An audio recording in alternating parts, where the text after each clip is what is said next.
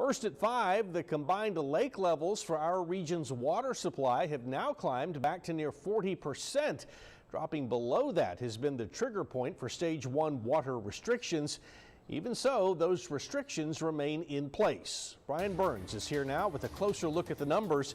It is our top story at 5. Brian? Well, Mike, most people don't realize the city changed the formula slightly for lifting those restrictions back in 2018. So now we wait until those combined lake levels are at 50% before we're clear of those drought safeguards. We may not want to get out of stage 1, even if we do get to 50. We're looking at the long-term forecasts. We're getting weekly and sometimes 2 or 3 times a week updates from the National Weather Service. They are projecting another La Nina for the winter months. That means drier and hotter than normal. City Manager Peter Zanoni says it's common for the cities that are prone to drought to start practicing water conservation, even in the months where some rain does fall.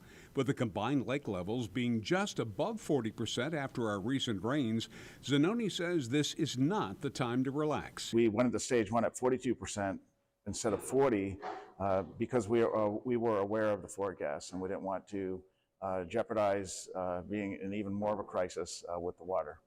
Council members say it's a matter of educating their constituents that the restrictions are necessary. I've had a few complaints of where people have gotten citations and, they don't think it's fair, but ultimately, I think what we needed to do is be a little bit more have a little bit more public engagement to ensure that that information is out there, that we are in drought. We may continue with the once-a-week yard watering schedule. That has worked pretty well, and we'd like to get people used to doing that. I know I water my yard once a week, and it works fine, and I don't want to have to pay to have it mowed any more than that, or I have to mow it any more than that. But so anyway. Now, the city's water department has issued 600 citations for people violating Drought 1 restrictions since the beginning of July. But they say that number dwindled substantially as more and more people started to better understand what those restrictions were all about. Mike?